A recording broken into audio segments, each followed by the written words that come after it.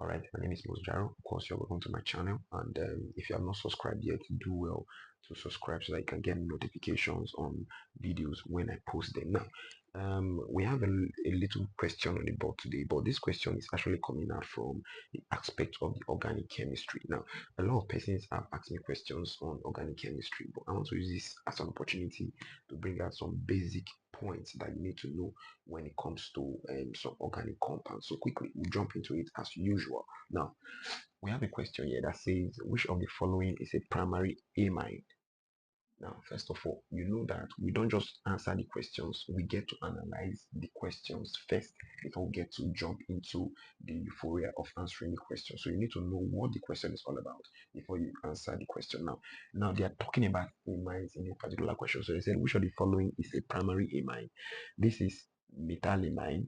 This is, they brought out so many options. They brought out option A, option B, option C, and of course option D. They said which of them is a primary amine. First of all, you need to know what are primary amines and how to identify primary amines. Now, firstly, amines they are compounds that have a general formula of RO and H. So now they have the amino group. Now this group is known as the amino group.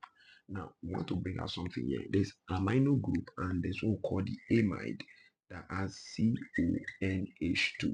Now this is the amide group. So any compound that have these CONH2 are regarded as what, as amide. Now quickly, I want to jump into it. Now remember that this amide can also be written as structurally as what, as ROC double bond O, then what, NH2.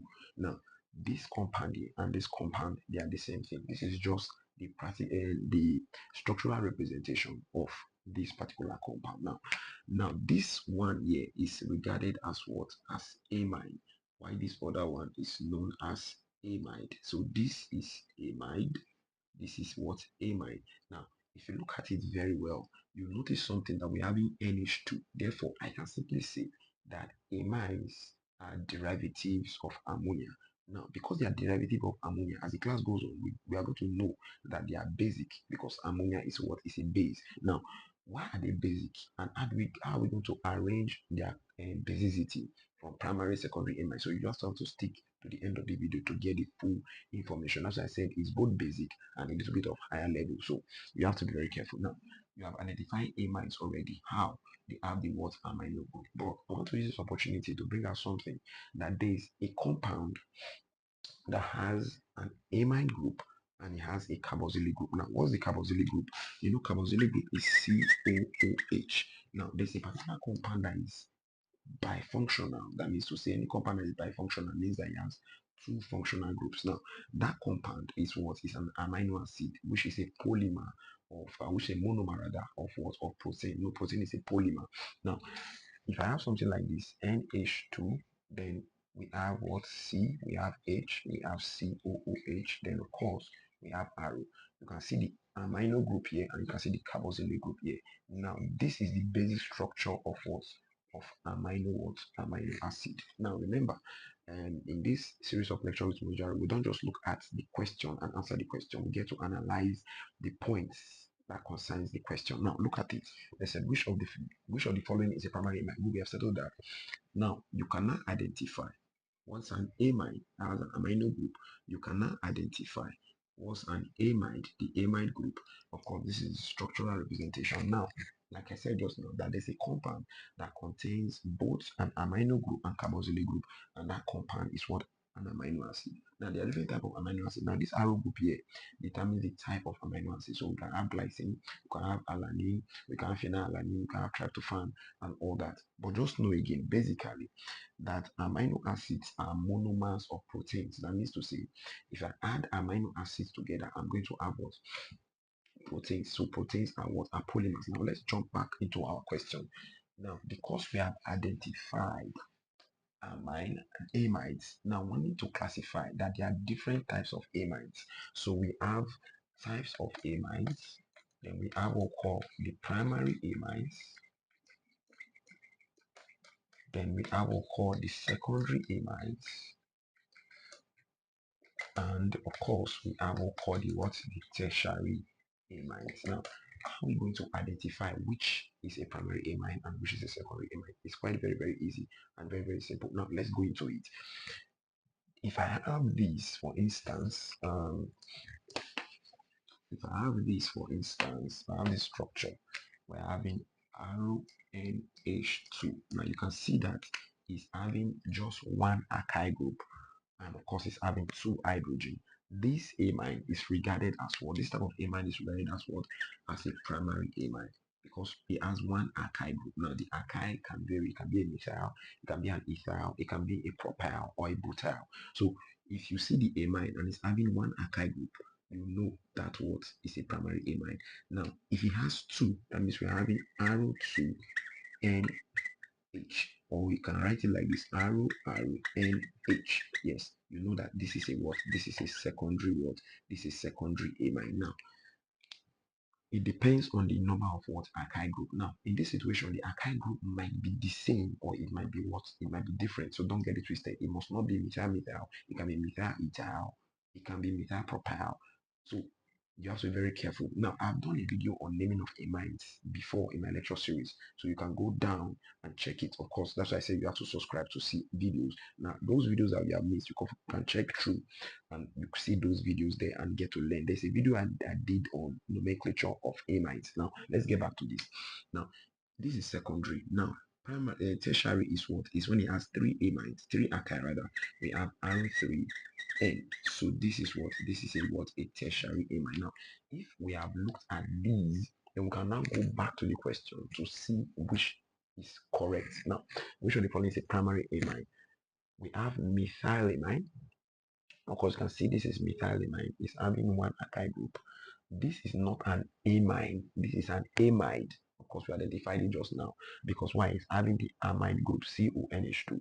Now, this is a what? Is a secondary amine. You can see it falls under this general formula. This is secondary amine, while this is a what? Is a tertiary amine. Now, back to something. Aside from us identifying, so obviously the answer there is what? The answer there is what? Is A. Now, aside from us identifying these types of amine, now we should pay attention again that amines of lower molecular weight, for example, talking about the methylamine, and they are usually what? Gaseous at room temperature. So you see now, those amines that have lower molecular weight, for example, methylamine, they are what? They are gaseous at room temperature, talking about the methylamine and the ethylamine. So if I'm having something like this now, C2H5NH2, they are usually what? Gaseous. This is ethylamine. They are usually what? Gaseous at room what? At room temperature. But as you move higher, we now have propylamine, we have butylamine. Those ones are what? Are usually liquid at room temperature. Now, there's one other thing I want to put at the back of your mind again, that amines can be degraded. Amides, now let me bring it out. Amides can be degraded to form, amides can be degraded ROCONH2. Remember that this one is what? Is an amide. It can undergo degradation, which is known as what? As Osman's what? Degradation, to form what? To form an amine. Now, this reaction occur in the presence of what? Of bromine and what? And a base, sodium what? Hydroxide. Now, this reaction is what is called Osman's degradation. So, I can degrade amide to form what? Amine. But if you check it very well, the amine that is formed is usually one carbon lesser than the amide. Now, let's take an instance. For instance, we have CH3CONH2. Now, 1, 2. This compound is known as what? As ethanamide. You see, 1, 2, 1, 2, or you can say ethylamide. Now, this compound that is ethanamide, if it undergoes what? Degradation, what is it going to give me? This degradation, of course, it occurs in the presence of bromine and what? And sodium hydroxide. What's going to happen here? I'm going to have what? CH3NH2. So you can see we are having what? Methylamine. Now, this compound formed, you can see, is having only one carbon, but the ethanamide that is used to get it is having how many carbon? 2 carbon. So anytime I degrade an ethanamide, the ethylamine that is formed, or anytime I degrade an amide, the amine that is formed is usually one carbon lesser than the what than the amide. So you have to put that at the back of your mind. And that process is what is called what Hofmann's what degradation. Now, let me come back to that of amines again. I can also classify amines. Remember, we say we have what the primary amines, we have the secondary amines, and we have what tertiary amines. Now, when I started the video, I made a statement that amines are derivatives of what of ammonia. Now, because they are derivatives of ammonia, they are soluble in what in water now, and they have basic properties.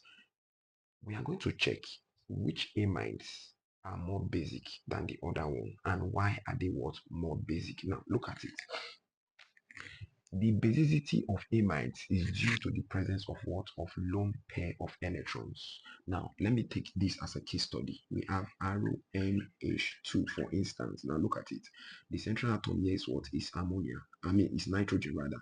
And you know that nitrogen has a valency of what? Of how many now? Of 5. Now, we're having H, we're having H, and we're having what? Arrow. Now, you can see fully from this video that, from this structure rather, that we are having lone pair of electron, and this lone pair of electron can easily be what be donated. Now go back to Lewis' definition of a base and acid. He said a base is a substance that can what donate a lone pair, while an acid accept a lone pair of electron. So because of that, you can see that what amines have basic property. But you now ask yourself, between primary, secondary, and tertiary amines, which is what more basic amongst them? Now, you can easily know it from the number of what of alkyls. So alkyls, listen to this, alkyls are what are electron donating. So if it donates an electron to this, that means we're making it more basic. It means we're having more electrons to easily donate to what to a compound. Now, therefore, tertiary amines are more basic than what than secondary amines, and secondary amines are more basic than primary amines. Why primary amines are more basic than what than ammonia itself. That means to say the basicity goes like this. Now, tertiary amines are more basic than secondary amines.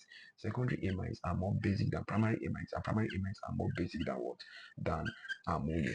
Now, you have to be very careful. Why is that? Because of the what presence of alkyl. Alkyls are electron what donating. Now, we need to come back. We also have aromatic amines. We should not fail to recognize that. Now, for instance, I think I can bring this off. For instance, we're having what? We are having this compound. For instance, we're having this NH2. This compound is what? Is benzylamide, or which is also commonly known as what? As aniline. Now, this is an aromatic amide. Please pay attention. Aromatic amines are less basic than aliphatic amines. Why? Because this benzene is an electron withdrawing group. So it withdraws electron from the what from the amine, making it what less basic. Be very careful. Aromatic amines are less basic than what than aromatic amines are less basic than aliphatic amines. So that is to say, this is less basic than aliphatic. So when it's aliphatic, that means it's having straight chain or it's having what branching. Now, you must have seen the points that we have drawn out. First of all, aside from knowing the primary amines, of course, we identified that. We know what are amines, how to identify that. Now, talking about amines, good, this one is very, very important. Very, very important. That the only amide that exists as liquid at room temperature is methanamide. That is to say, this is the only amide that exists as liquid at room temperature. That the rest exists usually as what? As crystalline what? Solid. That is to say, methanamide is the only amide that exists as what? As liquid at room temperature. So you can compare the characteristics that we gave concerning amines and amide and look at the difference between them. Remember, we also said that, please very careful, both amines and amide are both soluble in water because of what? The formation of hydrogen bond between their molecules. Now, be very careful with that analysis again. So with these little short videos, you can get to have some ideas about, first of all, how to identify amines, the basicity of amines, which one is more basic, in case they give you some amines and they say arrange them according to increase in basicity, or which one of them is more basic, and of course know those ones that exist at as gas at room temperature, we said for amines, the lower molecular weight amines are what are gaseous at room temperature. For example, methylamide and what ethylamine rather. Now again, we can get amide. We can use amide to get what? To get amines. Why Hofmann's what degradation that occurs in the presence of bromine and a base. Now coming back, we said that methanamide is the only amide that exists as liquid at what room temperature. That is to say, other amides exist as what? As solid. So if I'm having something like this, for instance, CH3, CH2, CONH2, that means this guy is what is existing as a solid at room temperature. 1, 2, 3. That is what this is propylamide. So it's a propylamide because why you have 3 carbon. Now, if you do your research very well, or rather, if you listen to this video carefully, you will notice that I can actually get an amine from here. So if I degrade this compound now, you should answer it. Which amine will I be able to get? Now you can answer that yourself if you listen to this video carefully. Now, this is just one question that I want to analyze today. Now we have other questions that I would like to drop for you today. So still keep calm, and of course there's another question that's coming up. Do well to always subscribe and of course share the video with your friends so that they get to learn these little tricks in organic chemistry. All right, we have another question here that I want us to check out, still under organic chemistry. Now the question is very simple, but I'm not after the answer alone. I'm after the other option that comes with it so that we can get to learn, and in case such questions is being asked in the examination, we can easily what get it done. So let's get straight to it. Now look at this compound. They said the compound above exhibits A. Optical isomerism, B. Structural isomerism, C. Positional isomerism, D. Geometrical isomerism. Now this particular compound, if you take a good look at it very well, you notice that it's having a methyl group attached to this carbon, a carboxylic group attached to this carbon, and it's having an hydroxide group attached to this carbon. Of course, hydrogen is attached. Now, amongst all things that are attached, you notice that all of them are different. A compound that is attached to 4 different substituents, a carbon rather that is attached to 4 different substituents is known as a what? As a chiral carbon, or you call it a chiral center. So if the carbon is attached to 4 different substituents, you call it a chiral carbon, or you call it a what? A chiral center. Now, compounds that have one or more chiral carbons or chiral centers can actually what? Rotate plain polarized lights. They can actually rotate lights.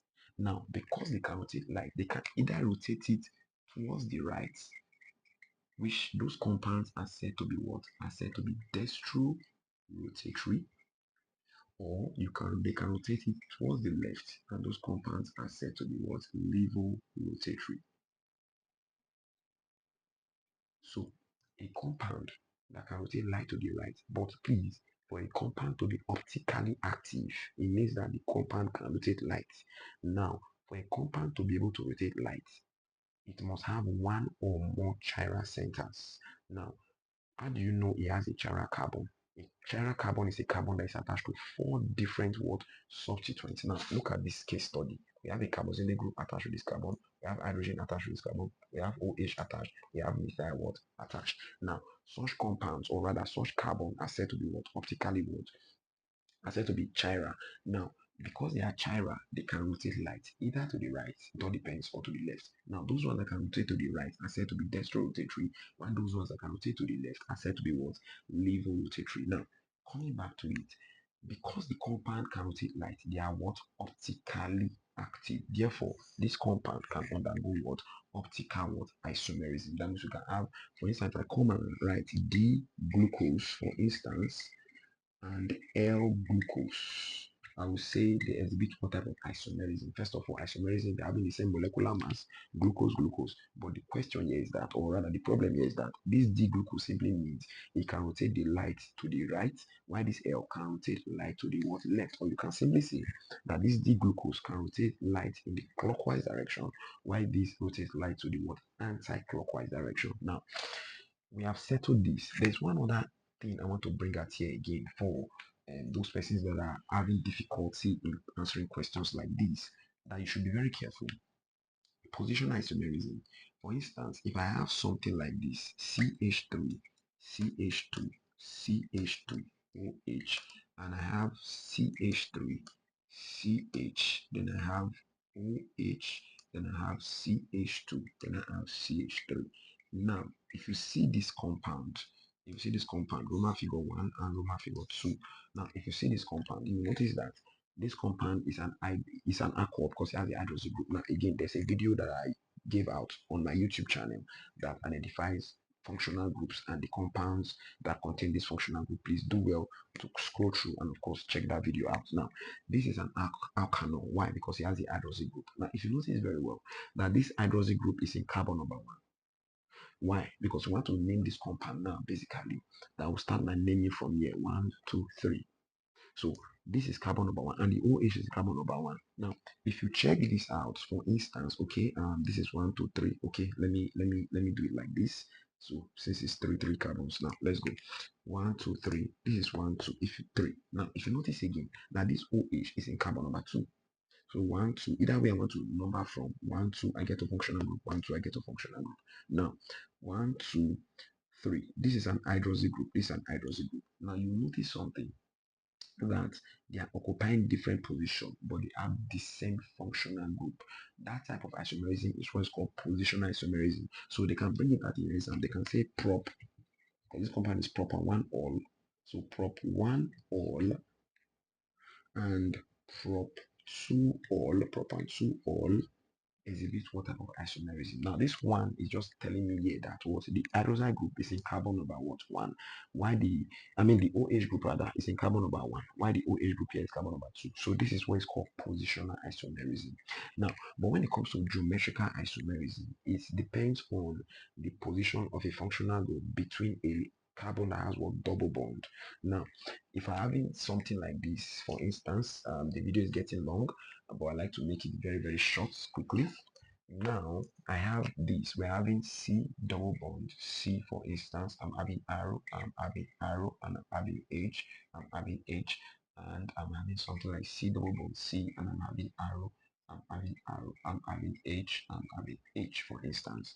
Now, if you notice, this is what's called geometric isomerism. These alkyl groups must not be alkyl. They are on same side. Therefore, this one is known as what is 6. While this one, the alkyl group are on different side. Therefore, it's known as what trans. So cis and trans isomerism is what is regarded as what as geometrical isomerism. So you can get to identify the answer. Of course, we've gotten an answer already from this particular question, which is optical isomerism. Then you know what's positional, you know what's structure, geometrical what isomerism. But please, both geometrical and optical isomerism are types of what of stereo isomerism. You should put that at the back of your mind. So ladies and gentlemen, please, after watching the video, do well to comment, and of course, if the video has been of help to you, do well to comment, and of course, if you have to share with your friends so that they get to see the video. Of course, the other videos I will upload this week, especially those of us that are writing post UTM. Yeah, I'm going to be dropping 2 videos this week, so don't get it twisted. Also, you have to subscribe, and of course, you can receive the notification anytime I drop the video. My name is Mosjaru again. Thank you for watching. I'll see you in my other videos.